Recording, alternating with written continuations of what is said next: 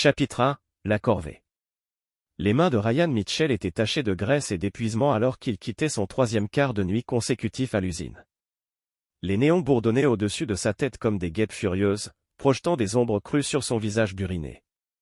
À 34 ans, l'ancien marine avait la carrure née d'années de discipline et de travail acharné. De larges épaules, des mains calleuses et un regard qui ne laissait rien passer.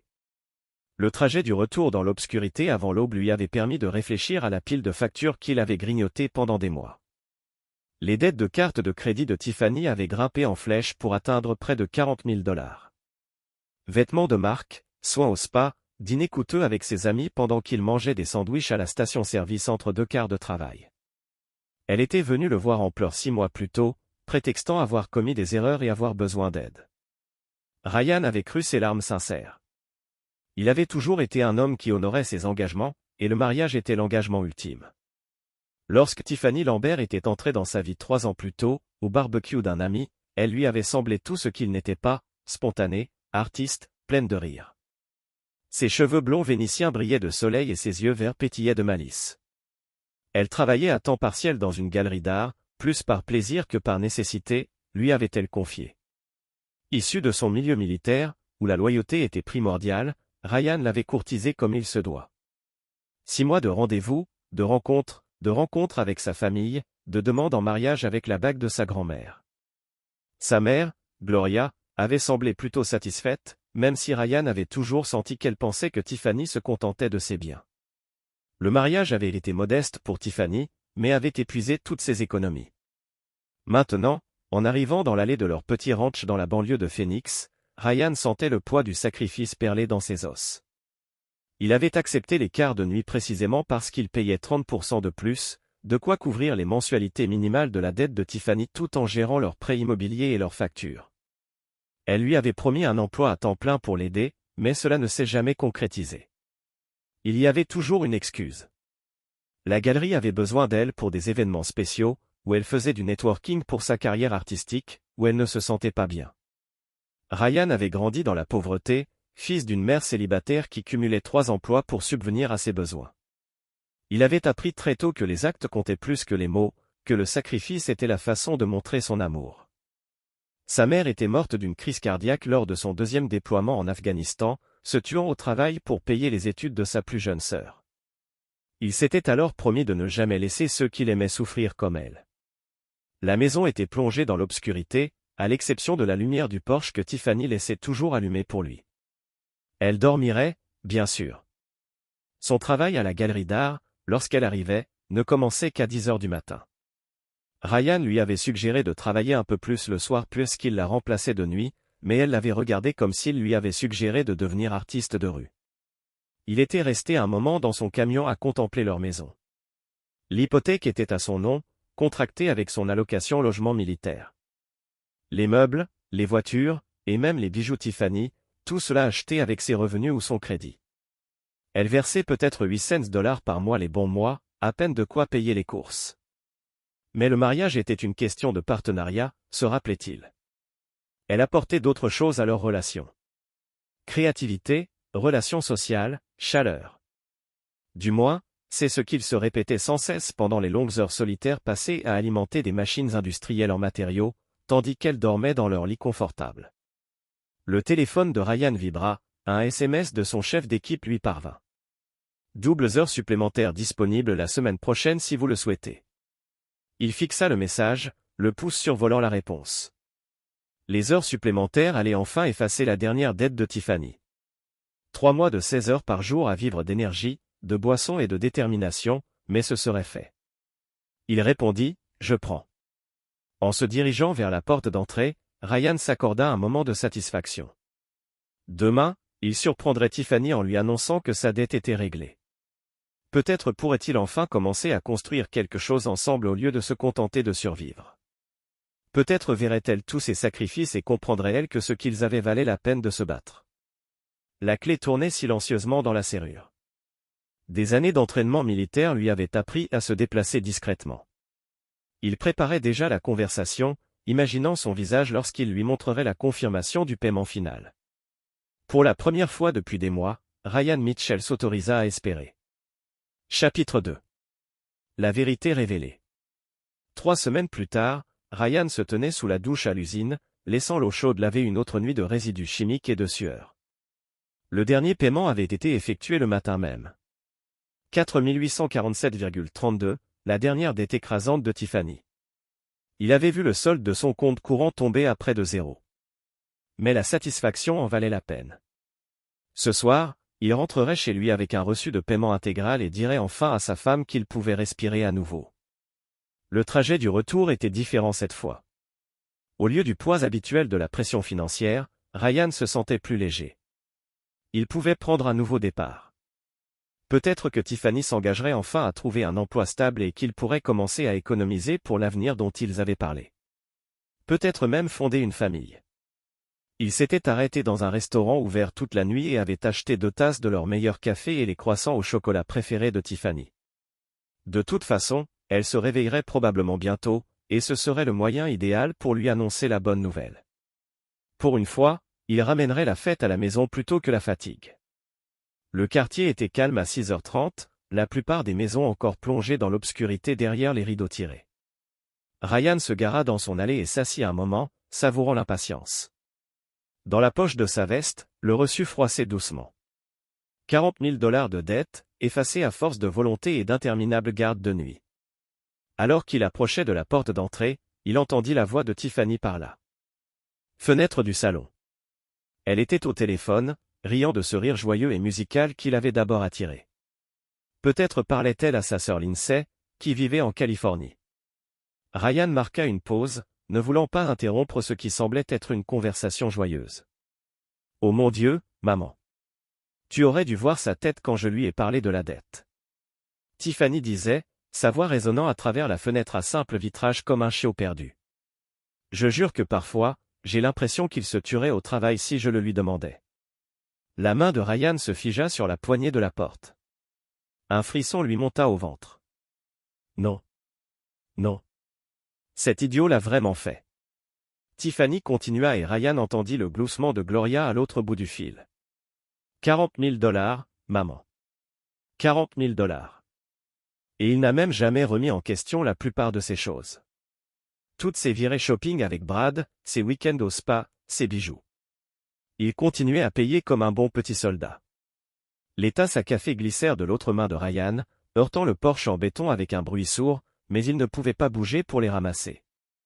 Il ne pouvait plus respirer correctement.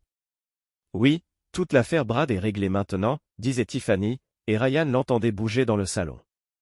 Les dettes étaient la seule chose qui me retenait ici.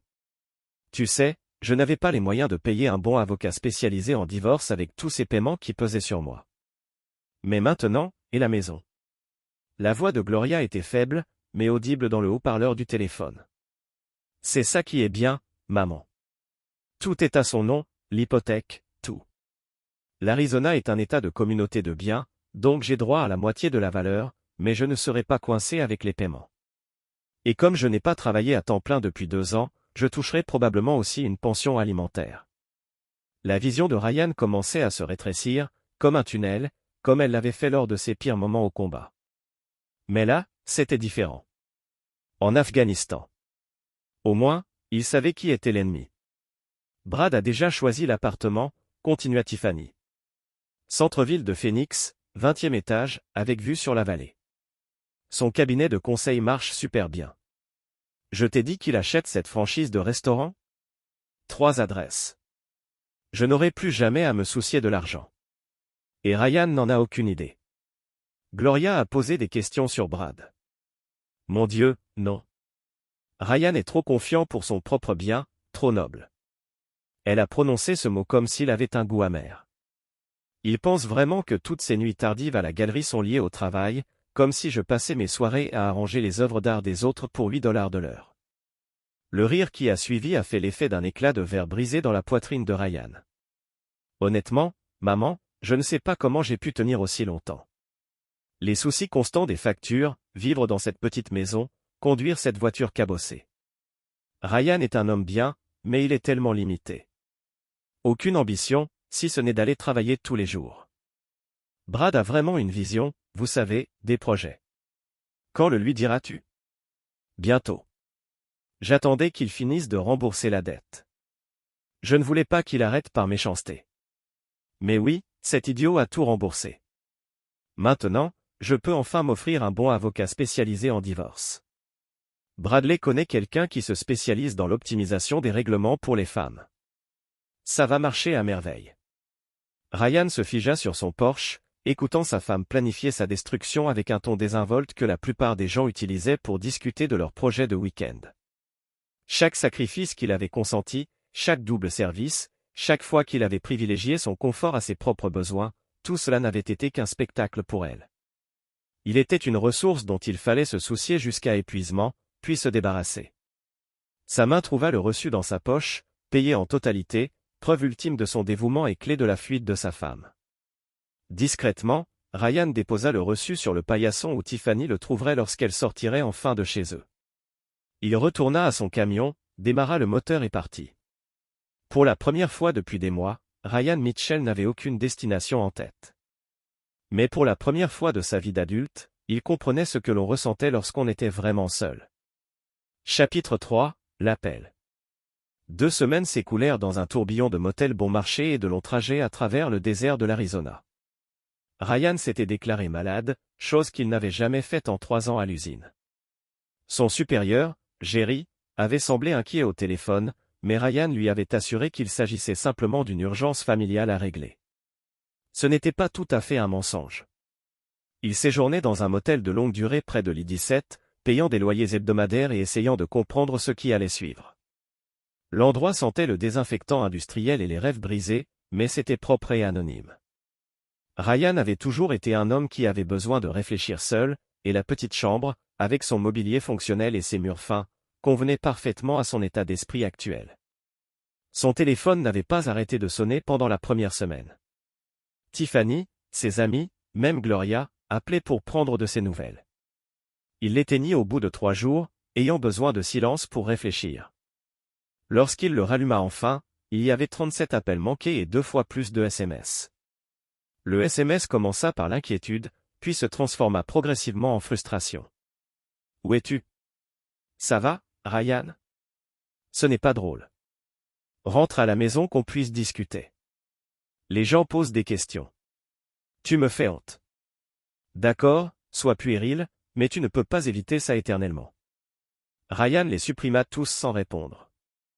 Il passa devant leur maison 2 fois en voiture, apercevant à chaque fois la BMW argentée de Brad Coleman dans l'allée. Brad était exactement ce que Ryan attendait, grand, mince, le genre d'homme qui semblait n'avoir jamais travaillé de sa vie. Ryan avait fait ses recherches au centre d'affaires du motel, se renseignant tout sur Bradley Coleman, 36 ans, consultant en marketing, récemment divorcé et sans enfant. Les réseaux sociaux de Brad lui présentaient des restaurants chics, des week-ends à Scottsdale et un style de vie qui lui coûtait probablement plus cher en un mois que ce qu'il gagnait en 3. Son profil LinkedIn montrait qu'il changeait régulièrement de cabinet de conseil tous les 2 ans, toujours à la recherche de nouveaux défis. Son dossier de divorce, accessible via des documents publics, montrait qu'il avait été condamné à verser une pension alimentaire conséquente à son ex-femme pour adultère. Apparemment, Brad Coleman avait du caractère.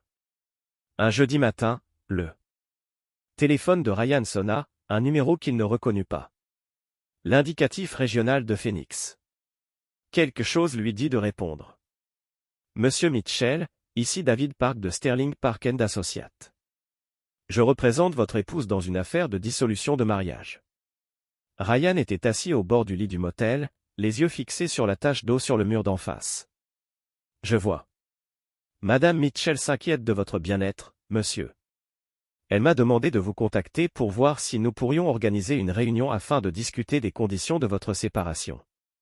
Je comprends que ce soit une période difficile, mais ces problèmes se règlent généralement plus à l'amiable lorsque les 2 parties s'engagent de manière constructive. » La voix de l'avocate avait cette douceur qui lui vient d'années d'expérience passée à annoncer de mauvaises nouvelles à des personnes qui pensaient leur vie stable. « Monsieur Mitchell, êtes-vous là ? » « Je suis là, » dit Ryan doucement. « Bien. Madame Mitchell a indiqué que vous avez éprouvé des difficultés émotionnelles suite à la révélation de sa relation avec Monsieur Coleman. Elle tient à ce que vous sachiez qu'elle espère que cette procédure se déroulera avec un minimum de traumatisme pour toutes les personnes concernées. » Ryan resserra sa prise au téléphone. Un traumatisme minimal. C'est exact. Elle est prête à se montrer tout à fait raisonnable dans le partage des biens compte tenu des circonstances. Bien sûr, il faudra discuter de la pension alimentaire et de la répartition des biens entre les conjoints, mais elle est optimiste quant à la possibilité de parvenir à un accord équitable. Équitable, répéta Ryan. Monsieur Mitchell, je dois vous demander, avez-vous une représentation juridique? Sinon, je vous recommande vivement de consulter un avocat avant d'entamer des négociations formelles. Ryan se leva et se dirigea vers la fenêtre du motel. De l'autre côté du parking, une femme chargeait des valises dans sa voiture tandis que deux jeunes enfants attendaient sur la banquette arrière. Il recommençait comme il était censé le faire. Monsieur Park, dit finalement Ryan. Puis-je vous demander quelque chose? Certainement. Depuis combien de temps faites-vous ce genre de travail? Depuis 15 ans, monsieur Mitchell. J'ai traité des centaines de dossiers de dissolution et, d'après votre expérience, dans quelle mesure les conjoints infidèles finissent-ils par être heureux dans leur nouvelle vie? Il y eut un silence. Je ne suis pas sûr de comprendre la pertinence de cette question. Je suis simplement curieux de connaître le taux de réussite professionnelle. Un autre silence plus long cette fois. Monsieur Mitchell, je pense qu'il serait préférable que nous fixions un rendez-vous. Êtes-vous disponible demain après-midi? En fait, monsieur Park, je ne pense pas que ce soit nécessaire. Monsieur, dites à ma femme, à madame Mitchell, qu'elle n'a pas à s'inquiéter de ma raison. Je suis raisonnable depuis 3 ans. J'ai été compréhensif et conciliant, et tout ce qu'un bon mari devrait être, mais j'en ai fini avec la raison. Je ne suis pas sûr de suivre. Vous le serez, dit Ryan en raccrochant. Il se rassit sur le lit et ouvrit son ordinateur portable. Il était temps d'arrêter de réagir et de commencer à planifier. Tiffany et Brad pensaient avoir affaire à un mari naïf et au cœur brisé, qui accepterait en catimini toutes leurs conditions. Ils allaient bientôt découvrir qu'ils avaient tort sur bien des points. Ryan avait passé toute sa vie adulte à suivre les règles, à honorer ses engagements, à faire preuve de sincérité. Il avait été un bon soldat, un mari fidèle, un homme convaincu qu'il était important de bien faire. Mais ils avaient changé les règles sans le lui dire. Et Ryan Mitchell était très doué pour s'adapter aux nouveaux paramètres opérationnels. Chapitre 4. Reconnaissance. Ryan quitta le motel le lendemain matin et trouva un appartement meublé à Tampa, suffisamment proche de Phoenix pour surveiller la situation, mais suffisamment éloigné pour assurer la sécurité opérationnelle. L'endroit n'avait rien de spécial. Une chambre, un mobilier basique, mais un bail au mois sans poser de questions. Sa première visite fut une visite à son ancien camarade de marine, Tony Reeves, qui dirigeait une société d'enquête privée spécialisée dans la sécurité d'entreprise et les affaires familiales. Tony travaillait dans un bureau dans un centre commercial, apparemment banal de l'extérieur, mais qui abritait des équipements de surveillance parmi les plus sophistiqués disponibles pour les civils. « Mon Dieu, Mitch », dit Tony, utilisant l'ancien surnom militaire de Ryan, alors qu'ils étaient assis dans son bureau. « Tu as une mine d'enfer. »« Va encore plus mal, » répondit Ryan. « J'ai besoin d'une faveur, Tony. »« Une grande. » Tony se cala dans son fauteuil, observant son vieil ami. Ils avaient fait 2 missions ensemble en Afghanistan, et Tony connaissait Ryan mieux que quiconque. Il s'agit de ta femme, bientôt ex-femme, et de son petit ami. Tony hocha la tête d'un air entendu. Tu veux une surveillance? Je veux tout. Dossier financier, communication, habitudes de voyage, relations d'affaires, tout ce qui est légal. Mais je veux en savoir plus sur ces gens qu'ils n'en savent sur eux-mêmes. Tony resta silencieux un long moment. Ça va rester légal, Mitch. L'enquête dépendra de ce que je ferai de ces informations. Cela dépendra de nos découvertes. Ce n'est pas vraiment rassurant. Ryan croisa le regard de son ami. Tony, cette femme m'a escroqué pendant 3 ans. Elle m'a fait travailler comme un dingue, rembourser des dettes qu'elle avait accumulées en couchant avec un autre homme. Elle prend la moitié de mes biens et attend une pension alimentaire en plus. La justice ne me rend pas justice. Elle me fait avoir 2 fois. Tony soupira et ouvrit un nouveau fichier sur son ordinateur. Dis-moi ce que tu sais. Pendant l'heure qui suivit, Ryan lui donna tout ce qu'il avait sur Tiffany et Brad. Tony prit des notes, posant parfois des questions pour clarifier les choses. Quand Ryan eut terminé, Tony se pencha en arrière et secoua la tête. Ta femme a des goûts de luxe pour quelqu'un qui n'a pas d'argent, observa-t-il. Ces reçus de restaurant que vous avez trouvés, les frais d'hôtel, cette liaison dure depuis au moins 18 mois, probablement plus. C'est ce que je me suis dit. Et ce Brad, je connais le genre.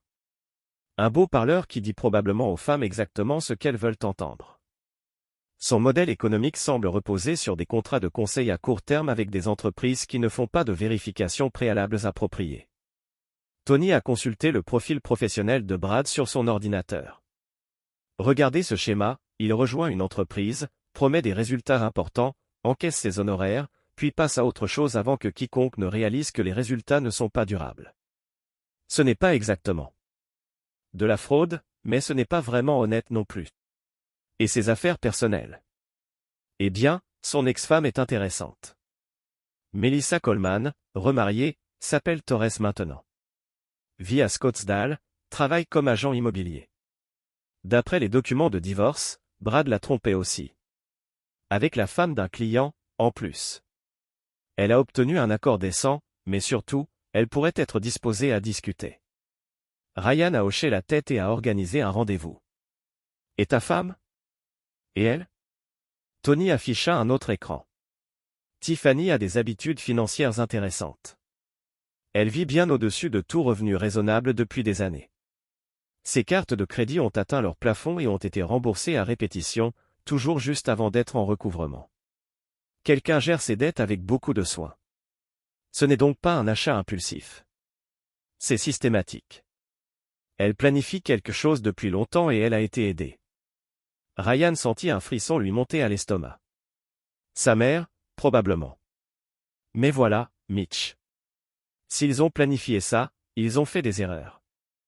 On en fait toujours quand on se croit plus malin que tout le monde. Tony tourna son écran vers Ryan. Ta femme a ouvert un nouveau compte bancaire il y a 3 mois. Un compte professionnel au nom de TL Creative Consulting. Elle y dépose de l'argent régulièrement. De petits montants, mais réguliers. D'où vient l'argent? C'est ce que nous allons découvrir, mais je parie qu'en remontant le fil, nous trouverons des liens très intéressants. Ryan fixa les informations du compte. Il y a 3 mois, Tiffany s'était mise à pleurer à cause de ses dettes, le suppliant de l'aider. Pendant qu'il faisait des doubles journées, elle ouvrait des comptes secrets. Combien de temps cela va-t-il prendre? Donnez-moi 1 semaine pour le bilan de base. 2 semaines si vous voulez approfondir. Approfondir? S'exclama Ryan sans hésiter. Ça va coûter cher à Tony.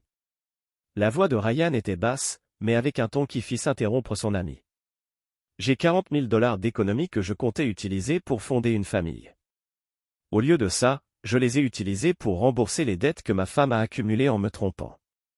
Quel que soit le prix, c'est un investissement. Un investissement dans quoi? Ryan se leva et tendit la main à Tony. Pour s'assurer que les actes ont des conséquences.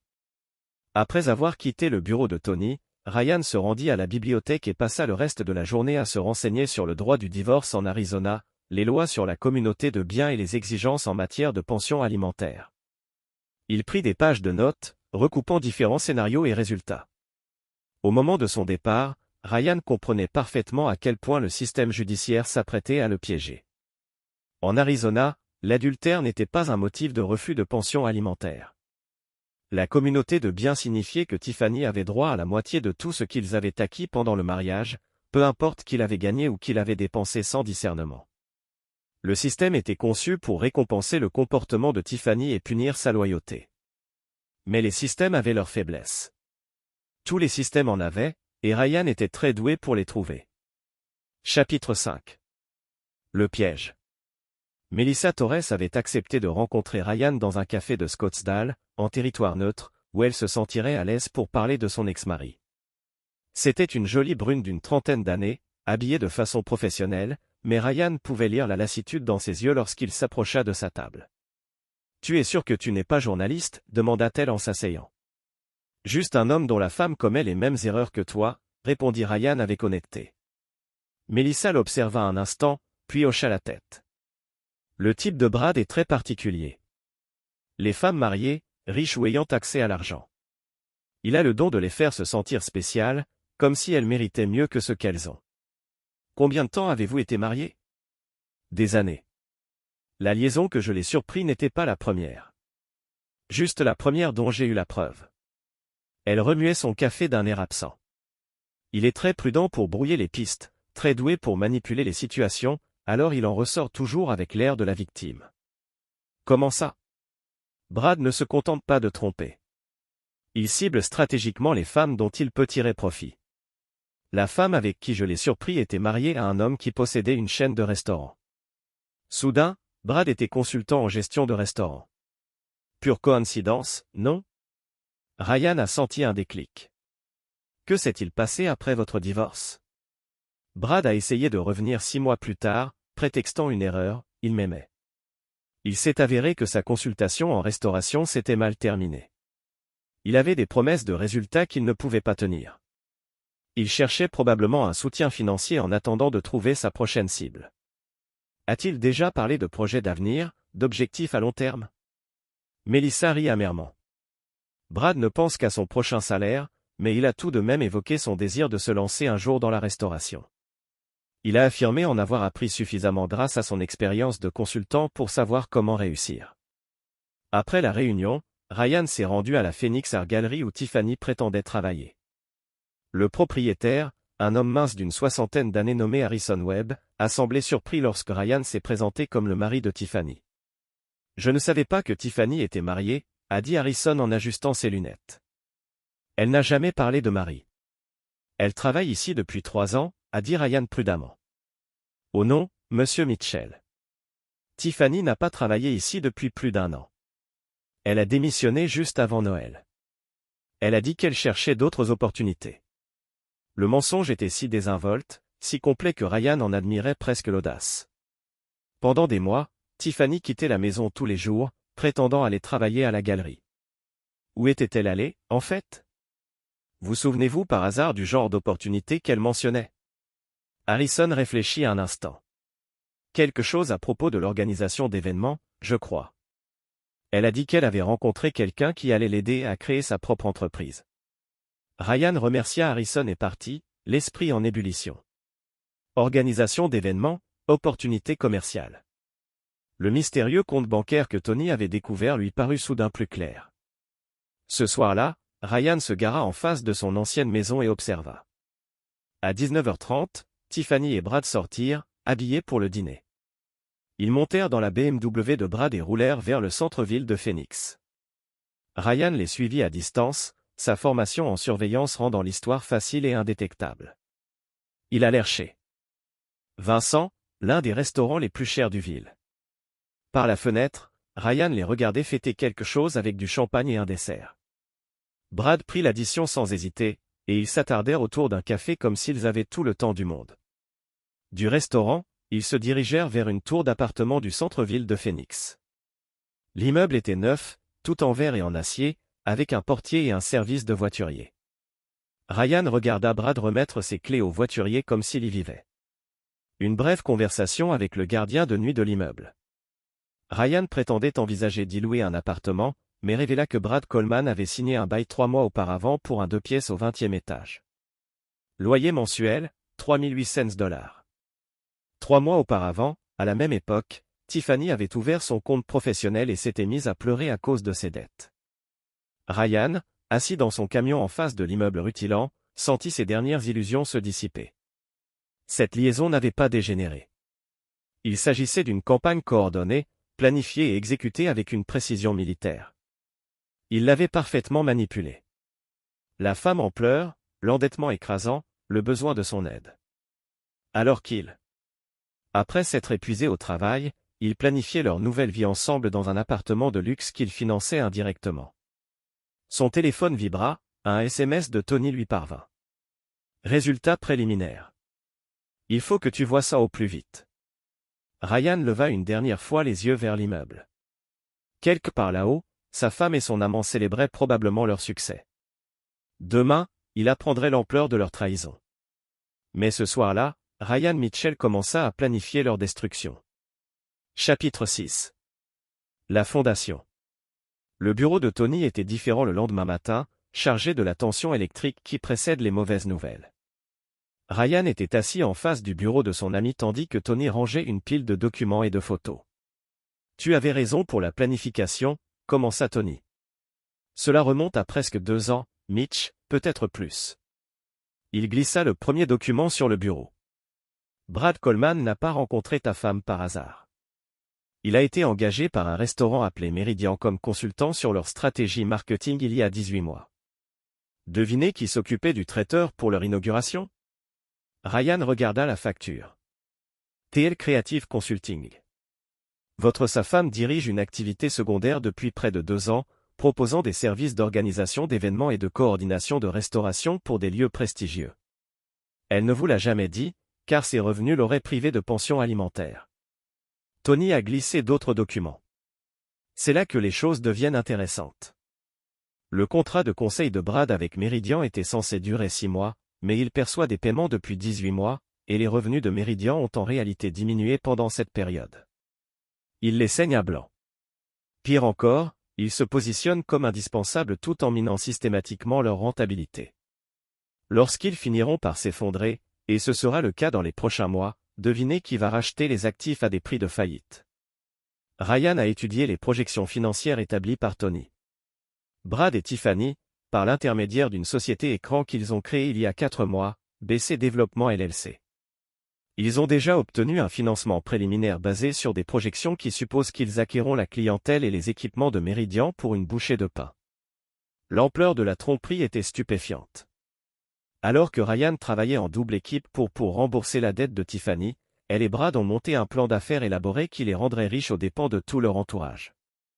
Et ce n'est pas tout, continua Tony. Tu te souviens de cette dette que tu as remboursée ? La plupart n'étaient pas des virées shopping et des journées au spa. C'était du capital de démarrage, des achats d'équipements, des frais de constitution, des dépôts d'assurance, tout cela déguisé en dépenses personnelles. Du coup, j'ai financé leur projet sans le savoir. Oui, et voilà le plus beau, légalement, ils sont probablement hors de cause. Trompeur à mort, mais techniquement pas fraudeur. Ryan se rassit dans son fauteuil, assimilant l'information. Et le restaurant qu'il cible ? Meridian, une entreprise familiale, en activité depuis 12 ans. La propriétaire, Patricia Andry, est une veuve qui tente de perpétuer le rêve de son défunt mari. Elle a 2 employés, toutes 2 mères célibataires, qui sont avec elle depuis le début. Tony fit glisser une photo de Patricia Andry, une femme d'une 50aine d'années aux cheveux grisonnants et au regard fatigué. Elle n'en a aucune idée. Que arrive-t-il à son entreprise ?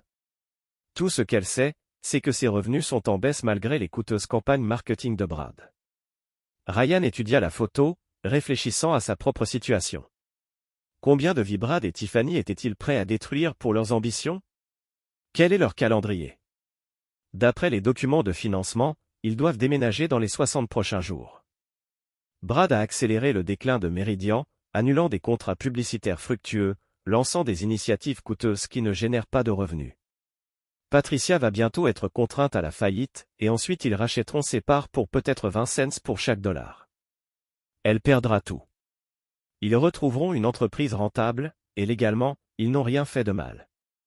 Ryan resta silencieux pendant plusieurs minutes, étudiant les documents. Finalement, il leva les yeux vers Tony. « J'ai besoin que tu fasses autre chose pour moi. » « Quoi ? » ?»« J'ai besoin que tu organises une rencontre anonyme avec Patricia Andry. Dis-lui que quelqu'un veut la mettre en garde contre son consultant en marketing. » Tony fronça les sourcils. « Mitch, si tu envisages de révéler le stratagème de Brad. »« Je ne pense pas à l'exposer, » dit tranquillement Ryan. « Je pense à quelque chose d'autre entièrement, » comme Ryan a rassemblé les documents et s'est levé. « Brad et Tiffany veulent jouer à des jeux avec la vie des gens. » Très bien, mais ils sont sur le point d'apprendre que certaines personnes jouent pour les tenues. Cet après-midi, Ryan a rencontré Patricia Hendricks dans un restaurant pendant la période lente entre le déjeuner et le dîner. Meridian était exactement le genre d'endroit apprécié que Ryan appréciait. Nourriture honnête, prix raisonnable, type d'establishment de quartier qui a formé l'épine dorsale des communautés locales. Patricia était aussi fatiguée que sa photographie l'a suggéré, mais sa poignée de main était ferme et ses yeux étaient intelligents. Tony Reeves a déclaré que vous aviez des informations sur mon consultant en marketing. Je le fais, a déclaré Ryan. assis en face d'elle dans un stand près de l'arrière. Mais d'abord, je veux vous demander quelque chose. Si vous pouviez sauver votre restaurant, que seriez-vous prêt à faire? Quelque chose de légal? A-t-elle répondu sans hésitation. Bien, parce que ce que je vais vous dire va être difficile à entendre, mais cela va vous donner une chance de riposter. Au cours de la prochaine heure, Ryan a tout expliqué. Le sabotage systématique de Brad, l'acquisition prévue de la faillite, la société écran attendant de ramasser le travail de sa vie. Il lui a montré les projections financières, le calendrier, la preuve d'une manipulation délibérée. Patricia a écouté avec une horreur croissante, demandant parfois des éclaircissements, mais surtout assis dans un silence stupéfait. Lorsque Ryan a fini, elle s'assit en arrière et ferma les yeux. 18 mois, chuchota-t-elle. 18 mois, je me blâmais, pensant que j'échouais d'une manière ou d'une autre. Tu n'es pas échoué. Vous étiez détruit par quelqu'un qui a vu votre confiance comme une vulnérabilité à exploiter. Que puis-je faire? Je ne peux pas me permettre des avocats. Je ne peux pas. Madame Hendricks, dit doucement Ryan. Et si je vous disais qu'il y avait un moyen non seulement de sauver votre restaurant, mais de faire en sorte que les gens qui ont essayé de le détruire étaient payants pour ce qu'ils ont fait? Elle a ouvert les yeux et l'a regardé. Je dirais que cela semble trop beau pour être vrai. Ce ne sera pas facile, et cela va vous obliger à me faire confiance, même si vous ne me connaissez pas. Mais si vous êtes prêt à vous battre, je peux vous donner les armes dont vous avez besoin. Patricia Hendricks avait passé 18 mois à regarder le rêve de son mari mourir lentement, croyant que c'était de sa faute. Maintenant, elle a compris qu'elle avait été victime d'une campagne de destruction soigneusement orchestrée. « Qu'est-ce que tu as besoin de faire ?» elle a demandé. Ryan a souri pour la première fois depuis des semaines. « J'ai besoin que vous fassiez semblant d'être aussi désespéré qu'il le pense, et j'ai besoin de vous pour m'aider à mettre un piège. » Chapitre 7, le piège. Ryan a passé la semaine prochaine à construire ce qu'il a appelé en privé la fondation. Un réseau complexe de documents juridiques, d'arrangements financiers et de relations stratégiques qui soutiendraient ce qui est venu ensuite. Ces années dans l'armée lui avaient appris que les opérations réussies nécessitent une planification détaillée et de multiples contingences. Son premier arrêt a été une rencontre avec Jennifer Walsh, l'un des avocats en droit de la famille les plus respectés de Phoenix. Jennifer était connue pour son plaidoyer agressif et sa capacité à trouver des solutions créatives à des situations domestiques complexes. « Monsieur Mitchell, a-t-elle dit, en examinant les documents que Ryan avait fournis, c'est toute une situation. Votre femme vous trompe systématiquement depuis des années, mais légalement vous allez toujours être désavantagé dans la procédure de divorce parce que l'Arizona est un État sans faute. » Exactement. Son adultère n'a pas d'impact sur les calculs de la division des biens ou de la pension alimentaire. Elle a droit à la moitié des actifs conjugaux et à un soutien conjoint potentiellement substantiel, quel que soit son comportement. Ryan hocha la tête. Et si je pouvais prouver la fraude? Jennifer leva brusquement. Quel genre de fraude? Vol d'identité, contrefaçon, utilisant des actifs matrimoniaux pour les entreprises commerciales non divulguées. Ryan a glissé un autre document sur son bureau. J'ai embauché un comptable médico-légal pour examiner nos relevés de cartes de crédit conjoints. Tiffany a forgé ma signature sur au moins 12 achats majeurs, affirmant que je les avais autorisés. Jennifer a étudié le rapport médico-légal, ses sourcils se levant. Monsieur Mitchell, si c'est exact, votre femme a commis plusieurs crimes pendant votre mariage. Cela change tout. Comment oui? La loi de l'Arizona permet aux tribunaux de diviser de manière disproportionnée les actifs matrimoniaux lorsqu'un conjoint a dissipé les biens communautaires par le biais d'activités illégales. Au lieu d'une scission 50-50e, vous pouvez conserver jusqu'à 80% de vos actifs. Et le soutien du conjoint, elle aurait la chance d'obtenir quoi que ce soit. Ryan avait passé beaucoup de temps et d'argent à obtenir l'analyse médico-légale, mais cela en valait la peine. Chaque signature que Tiffany avait forgée, chaque accusation frauduleuse qu'elle avait faite était désormais une preuve documentée d'un comportement criminel. Quelle est la prochaine étape? Nous déposons immédiatement le divorce, citant la fraude et le vol d'identité. Nous déposons également la protection des actifs d'urgence pour l'empêcher de liquider ou de cacher les biens avant la résolution de l'affaire. Jennifer s'arrêta, étudiant soigneusement Ryan. Monsieur Mitchell, je dois demander, prévoyez-vous de porter plainte contre votre femme? Cela dépend de son comportement lors de la procédure de divorce. Pendant ce temps, Patricia Hendricks jouait parfaitement son rôle. Suivant les instructions de Ryan, elle avait approché Brad avec désespoir qui n'était pas entièrement simulé, le suppliant de sauver son restaurant défaillant. Je ne sais pas quoi faire d'autre, a-t-elle dit à Brad lors de leur réunion, que Ryan enregistrait grâce à l'équipement de surveillance que Tony avait fourni. Les revenus ont baissé de 40% par rapport à l'année dernière. J'ai 3 mois de retard sur les paiements des fournisseurs. Brad a adopté son expression la plus sympathique. Patricia, j'ai essayé de vous avertir des conditions du marché. Le commerce de la restauration est brutal en ce moment. Y a-t-il quelque chose que vous pouvez faire? Une stratégie que nous n'avons pas essayée? Eh bien, Brad a dit lentement, comme si l'idée lui venait de lui. Il peut y avoir une option, mais cela nécessiterait des changements importants à votre modèle d'entreprise. N'importe quoi. Je vais essayer n'importe quoi. J'ai travaillé avec des investisseurs spécialisés dans les revirements des restaurants. Ils pourraient être disposés à venir en tant que partenaires, à fournir une injection de capital immédiate, à moderniser vos opérations. Patricia avait l'air plein d'espoir. Qu'est-ce que cela impliquerait? Vous conserveriez bien sûr le contrôle opérationnel, mais ils ont besoin d'une propriété majoritaire pour justifier l'investissement. Dites 60-40e split. Ryan, écoutant l'enregistrement plus tard, s'est émerveillé par l'audace de Brad. Il proposait de sauver le restaurant de Patricia en le volant et donnant l'impression qu'il lui faisait une faveur. J'ai besoin d'y penser, a déclaré Patricia. Bien sûr, mais Patricia, ces investisseurs n'attendront pas longtemps. Ils ont d'autres opportunités qu'ils envisagent. Après le départ de Brad, Patricia a rencontré Ryan dans un café à travers la ville. Elle avait l'air secouée par l'expérience. Il est pire que vous avez décrit, a-t-elle déclaré. La façon dont il parle, c'est comme s'il croyait vraiment qu'il m'aide. Les sociopathes le font souvent, répondit Ryan. Ils sont très doués pour justifier leur comportement, même pour eux-mêmes. Que se passe-t-il maintenant? Maintenant, nous le laissons penser qu'il en est un. Dites-lui que vous voulez rencontrer ses investisseurs. Organisez la réunion pour vendredi soir prochain ici au restaurant après la fermeture. Et puis l'expression de Ryan était froide. Puis Brad Coleman apprend ce qui se passe lorsque vous essayez de détruire les personnes innocentes pour le profit. Conseil de conserver. LLC et lui poser des questions sur l'entreprise du restaurant qu'elle a planifiée avec Brad Coleman. Je ne suggère rien. Je déclare des faits qui sortiront lors de la découverte.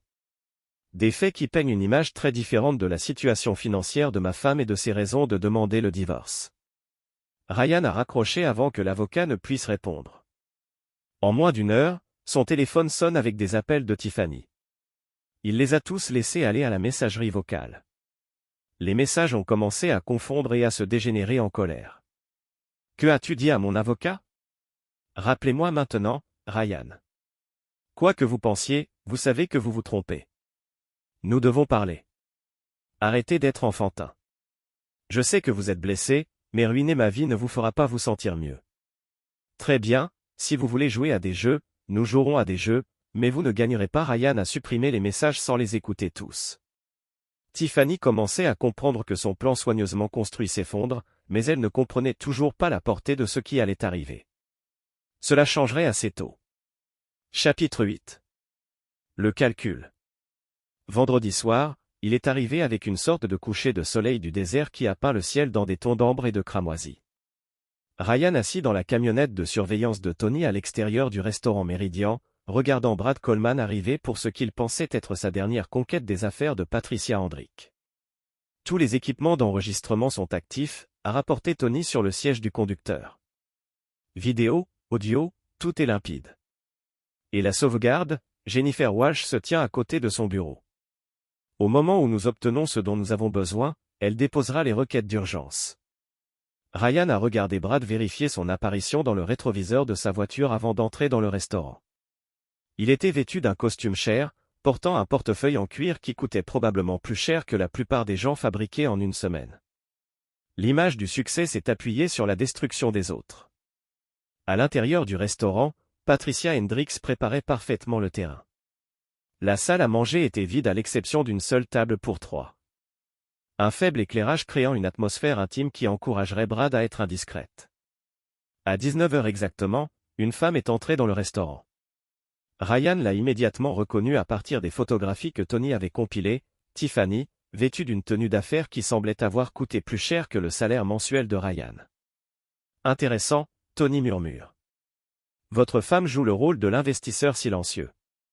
Grâce à leur équipement de surveillance, Ryan a pu entendre la conversation commencer à l'intérieur. Patricia, j'aimerais que vous rencontriez mon partenaire commercial. Brad disait, Tiffany Lambert. Elle représente le groupe d'investissement que j'ai mentionné. Ryan a noté que Tiffany utilisait son nom de jeune fille. Une autre couche de tromperie au cas où quelque chose se passerait mal. M. Lambert, a déclaré Patricia, serrant la main de Tiffany. Merci d'avoir considéré mon restaurant. Nous recherchons toujours des opportunités de soutenir les affaires locales. A passé les 18 derniers mois de détruire les moyens de subsistance de Patricia. C'était d'acheter le travail de la vie de Patricia pour moins que le coût de son équipement de cuisine, puis de le renommer comme leur propre réussite. Rôle parfaitement. Mais je dois demander, comment pouvez-vous être sûr que le restaurant sera rentable sous la nouvelle direction? Brad sourit avec condescendance. Patricia, la vérité est que vos stratégies de marketing ont été dépassées. Ce dont vous avez besoin, c'est de faire des approches modernes de l'acquisition et de la rétention des clients. Vous voulez dire les stratégies de marketing que vous mettez en œuvre depuis 18 mois? Le sourire de Brad vacilla légèrement. Eh bien, oui, mais nous étions limités par les contraintes budgétaires. Avec un investissement approprié, le budget que vous avez recommandé, a poursuivi Patricia, les contrats publicitaires que vous avez négociés, les campagnes promotionnelles que vous avez conçues. Maintenant, Brad avait l'air confus. Patricia, je ne sais pas ce que vous venez. Patricia a tint sous la table et a sorti un dossier. Je comprends, monsieur Coleman. Elle a ouvert un dossier et répandu les documents que Ryan avait fournis.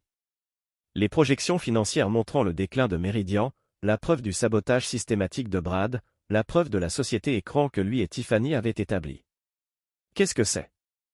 Demanda Tiffany, se penchant en avant pour examiner les papiers. Il s'agit de la documentation de votre plan pour faire faillite mon restaurant afin que vous puissiez l'acheter à bas prix, dit calmement Patricia. 18 mois de sabotage délibéré commercialisé comme consultation professionnelle. Le visage de Brad est devenu pâle. Patricia, je ne sais pas où vous avez obtenu cette information, mais je l'ai obtenue de quelqu'un qui se soucie de la justice. Patricia a interrompu quelqu'un qui comprend ce que c'est plus alarmé par les personnes. Est-ce que? Patricia a demandé. Le type d'accusation qui porte des peines de prison. Le restaurant est resté silencieux à l'exception du bourdonnement de la climatisation. Brad regardait Tiffany avec une compréhension croissante. Pendant que Tiffany semblait, elle essayait de calculer ses chances de s'échapper. C'est du harcèlement, a déclaré Brad. Enfin. Nous sommes venus ici de bonne foi pour aider votre entreprise vous êtes venu ici pour voler mon entreprise, a corrigé Patricia. Tout comme vous avez volé votre ex-femme, tout comme vous avez volé à tous les clients qui vous ont fait confiance. Elle se leva et se dirigea vers la porte d'entrée du restaurant, qu'elle a verrouillée avec un clic décisif. Qu'est-ce que tu fais? Demanda Tiffany, alarme se glissant dans sa voix. S'assurer de terminer cette conversation, a répondu Patricia. Dans une camionnette de surveillance, Tony regarda Ryan. C'est ça. Nous les avons sur bande en admettant le programme. Nous avons des preuves de leur relation. Et nous avons Tiffany en utilisant un faux nom dans un contexte commercial. Ryan hocha la tête. Appelez Jennifer. Dites-lui de tout déposer. Mais Ryan n'avait pas encore fini. Il est sorti de la camionnette et a traversé la rue jusqu'à la porte d'entrée de Meridian. À travers le window, il pouvait voir Brad et Tiffany assis gelés à leur table tandis que Patricia se tenait les bras croisés, bloquant leur sortie. Ryan a essayé la porte et l'a trouvée verrouillée. Patricia l'a vu et s'est approchée pour le laisser entrer. Bonjour, Tiffany, a déclaré Ryan en entrant dans le restaurant. Envie de vous rencontrer ici. Le visage de sa femme a traversé une série d'expressions, le choc, la peur, la colère et enfin une sorte de calcul désespéré. Ryan, dit-elle, forçant un sourire. Ce n'est pas ce à quoi cela ressemble vraiment parce qu'il semble que vous et votre petite amie essaient de voler le restaurant de cette femme comme vous avez essayé de voler ma vie. Brad a commencé à se lever. Écoutez, je ne sais pas qui vous êtes, mais asseyez-vous, dit tranquillement Ryan. Et quelque chose dans sa voix a fait se conformer immédiatement Brad. Ryan se dirigea vers la table et s'assit en face de sa femme. 3 ans, Tiffany. 3 ans de mariage, et tout était un mensonge. Ce n'est pas vrai, a-t-elle dit. Mais sa voix était faible. La dette que j'ai remboursée n'était pas des sprays de shopping, n'est-ce pas? C'était un capital de démarrage pour votre affaire avec Brad. Vous m'avez utilisé comme un investisseur involontaire, puis prévoyez de me divorcer et de prendre la moitié de tout ce que je possédais. La façade composée de Tiffany se fissurait. Vous ne comprenez pas la pression que je faisais. Les attentes. À qui les attentes? Brad de ta mère ou juste ta propre cupidité?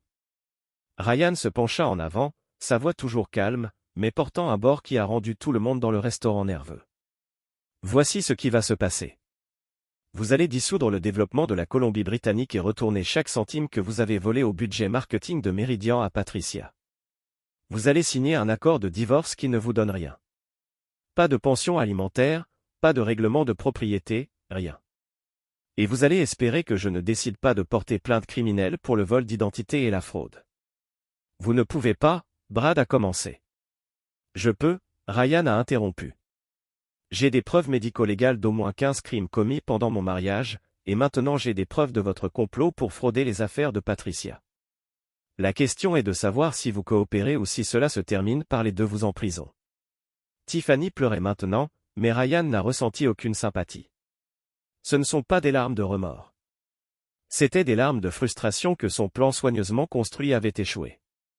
Que voulez-vous, chuchota-t-elle. Ryan se leva et baissa les yeux sur la femme qu'il avait autrefois aimée. Je veux que vous compreniez que les actions ont des conséquences. Je veux que vous sachiez ce que cela fait de tout perdre à cause de la trahison de quelqu'un d'autre. Il se tourna vers Patricia. Le restaurant est à vous, gratuit et clair. Les preuves que nous avons recueillies garantiront qu'ils ne pourront pas réessayer avec personne d'autre. Pour Brad, il a dit, votre entreprise de conseil est terminée à Phoenix. Je vous suggère de trouver une autre ville, de préférence une où il ne vérifie pas les références trop attentivement. Ryan s'est dirigé vers la porte, puis s'est arrêté et a regardé Tiffany une dernière fois. Je ne ferai plus cette erreur. Il a déverrouillé la porte et est sorti dans la nuit du désert, laissant son ancienne vie derrière. Chapitre 9, Nouvelle fondation. 6 mois plus tard, Ryan se tenait dans la cuisine du restaurant Meridian, aidant Patricia à se préparer pour la ruée vers la poussée. L'entreprise n'avait pas seulement survécu, elle était en plein essor. Word s'était répandu sur l'histoire de Patricia, et la communauté s'était rassemblée dans le restaurant avec le genre de loyauté féroce que l'argent ne pouvait pas acheter. Ordonnance, a appelé Patricia, glissant 2 plaques à travers le col. Tableau 6. Ryan a porté les repas à un jeune couple célébrant son anniversaire. Ils l'ont remercié avec le genre de véritable chaleur qu'il avait oublié existante. Interaction simple, travail honnête, personne qui voulait dire ce qu'il disait. C'était un monde différent de celui qu'il avait habité avec Tiffany. Le divorce avait été finalisé il y a 3 mois. Jennifer Walsh s'était prouvée comme impitoyable comme annoncé, en utilisant la preuve de la fraude de Tiffany pour obtenir un règlement qui a laissé Ryan à la pleine propriété de leur maison, à ses comptes de retraite et même à rembourser la dette qu'il avait remboursée. Tiffany avait reçu exactement ce qu'elle avait contribué à leur mariage. Rien. Les accusations criminelles avaient été une autre affaire. Ryan avait finalement décidé de ne pas les déposer, non pas par miséricorde, mais par pragmatisme. Le programme de Tiffany et Brad s'était effondré si complètement que la poursuite des poursuites pénales aurait été comme tirer sur des fantômes. Brad avait quitté Phoenix dans la semaine suivant la confrontation de Meridian. Sa réputation dans les ruines. Le monde des affaires était petit et interconnecté et le mot de ses méthodes s'était propagé rapidement. Sa pratique de consultation s'était évaporée du jour au lendemain. Tiffany était retournée avec sa mère à Tucson. Ses rêves de restauration de restaurant ont réduit à un emploi à temps partiel dans un café. L'appartement qu'elle et Brad avaient partagé était en forclusion. Une autre victime de leurs ambitions surpassées. Ryan. Patricia a appelé derrière le comptoir. Votre ami Tony est ici. Ryan se dirigea vers l'endroit où Tony était assis au bar en lisant un journal et en buvant du café. Comment est l'entreprise pays? Demanda Ryan. Ne peut pas se plaindre. En fait, 3 nouveaux clients cette semaine. Tous référés par des avocats qui ont entendu parler de notre travail sur votre cas. Tony a plié son journal et a regardé son ami. Tu as l'air bien, Mitch. Détendez-vous. Je me sens bien. Travail honnête, gens honnêtes, salaire honnête. Il s'avère que c'est tout ce que je voulais vraiment. Pas de regrets sur le commerce de la restauration. Patricia a proposé de vous faire un partenaire. Ryan secoua la tête. Ce n'est pas mon rêve. C'est le sien. Je l'aide juste à le protéger. Ils se sont assis dans un silence confortable pendant quelques minutes, en regardant la foule du déjeuner. Les familles, les hommes d'affaires, les couples âgés qui venaient chez Méridian depuis des années. Le type de communauté qui se formait naturellement dans des endroits qui offraient une valeur authentique. Ryan, Patricia a appelé. Téléphone pour vous. Ryan s'est rendu au bureau et a pris l'appel. C'était Jennifer Walsh. M. Mitchell, j'ai des nouvelles intéressantes. La mère de Tiffany a appelé ce matin. Gloria, que voulait-elle? Elle est préoccupée par la situation de sa fille. Apparemment, Tiffany a eu du mal à trouver du travail et Gloria se demandait si vous pourriez être disposé à aider avec un soutien financier. Ryan était silencieux pendant un long moment. Que lui avez-vous dit? Je lui ai dit que le navire avait navigué, mais je voulais que vous sachiez au cas où elle essaierait de vous contacter directement. Elle ne le fera pas, a déclaré Ryan avec certitude. La gloire est plus intelligente que ça. Il y a autre chose. J'ai reçu un appel d'un avocat à Tucson représentant quelqu'un du nom de Bradley Coleman. L'attention de Ryan s'est affûtée. Que veut Brad? Il prétend que vous avez interféré avec ses relations commerciales, lui coûte le revenu et la réputation. Il menace de poursuivre des dommages. Ryan a ri en riant. Laissez-le essayer. Nous avons des heures de preuves enregistrées de lui commettre une fraude. Tout procès qu'il dépose nous donnera simplement un autre forum pour présenter ses preuves publiquement. C'est ce que j'ai dit à son avocat. Je ne pense pas que nous entendrons à nouveau de lui. Après avoir raccroché, Ryan est retourné dans la salle à manger où Patricia était confrontée à une crise mineure. Il manquerait de leur dessert de signature et avait 3 tables en le demandant. Nous pouvons en faire plus, a-t-elle déclaré. Mais il faut 2 heures pour régler correctement. Et cette boulangerie dans la rue? Ryan a suggéré. Leur gâteau au chocolat est presque aussi bon que le vôtre. Nous pourrions l'offrir en tant que substitut par une remise. Patricia a hoché la tête et a fait l'appel. Les clients comprenaient, même appréciant l'honnêteté et la remise. Problème résolu grâce à une communication simple, un autre concept qui se sentait révolutionnaire après des années de vie avec la tromperie. Alors que le jour se blessait, Ryan s'est retrouvé à penser au chemin qui l'avait amené ici. Il y a 1 an, il travaillait des quarts de nuit pour rembourser la dette qu'il ne savait pas frauduleuse. Marié à une femme qu'il a vue comme une ressource à exploiter. Maintenant, il faisait partie d'une communauté contribuant à quelque chose qui comptait, entouré de personnes qui appréciaient l'honnêteté de la manipulation. L'appel téléphonique de Gloria avait été prévisible. Les narcissiques sont toujours revenus quand ils avaient besoin de quelque chose, convaincus que leurs victimes précédentes finiraient par oublier et pardonner. Mais la capacité de pardon de Ryan a été modifiée en permanence par la trahison de Tiffany. Il avait appris la différence entre la miséricorde et l'activation, entre la compassion et la faiblesse. Certaines personnes méritent des deuxièmes chances. D'autres avaient perdu leur droit à sa considération. À l'approche du temps de clôture, Patricia a commencé à nettoyer la machine à café tandis que Ryan essuyait les tables. La routine était devenue confortable, utile d'une manière que son ancienne vie n'avait jamais été. Ryan, a déclaré Patricia, ne levant pas les yeux de son travail. Je veux que tu saches quelque chose. Qu'est-ce que c'est? Lorsque vous m'avez approché pour la première fois à propos de Brad et Tiffany, je pensais que vous pourriez être juste un autre ex-mari en colère à la recherche de vengeance. Qu'est-ce qui a changé d'avis? La façon dont vous avez insisté pour protéger mes employés pendant la confrontation. La façon dont vous vous êtes assuré qu'ils obtiennent des bonus lorsque l'entreprise s'est améliorée.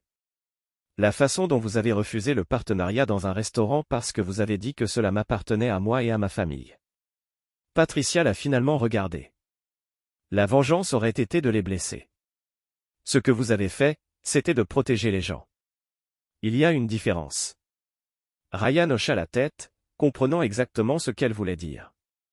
La vengeance était personnelle, égoïste, finalement insatisfaisante. La justice visait à restaurer l'équilibre, à protéger les innocents, à garantir que les actions avaient des conséquences appropriées. Il avait cherché justice, pas à la vengeance. Et en le trouvant, il a découvert quelque chose de plus précieux que la satisfaction. Il avait trouvé la paix. Le dernier client est parti et Ryan a verrouillé la porte d'entrée tandis que Patricia a terminé la caisse enregistreuse. Demain, il s'ouvrirait à nouveau, servait de la nourriture honnête aux clients reconnaissants et continuerait à construire quelque chose de valable. Ryan Mitchell avait appris que certaines trahisons ne pouvaient pas être pardonnées, certaines personnes ne pouvaient pas faire confiance et que certaines relations ne pouvaient pas être récupérées. Mais il avait également appris que les fins pourraient devenir des débuts, que la destruction pourrait clarifier le sol de quelque chose de mieux, et que le personnage d'un homme n'était pas déterminé par la façon dont il a géré le succès. Il a été déterminé par la façon dont il a géré la trahison. Alors qu'il se dirigeait vers son camion, Ryan a pensé à Tiffany une dernière fois, non pas avec colère ou regret, mais avec une sorte de satisfaction au froid. Elle a essayé de le briser, a essayé de l'utiliser, a essayé de le jeter quand elle a fini. Au lieu de cela, elle l'avait libéré. Et la liberté que Ryan avait découvert valait tout prix. Et là, vous l'avez. Une autre histoire prend fin.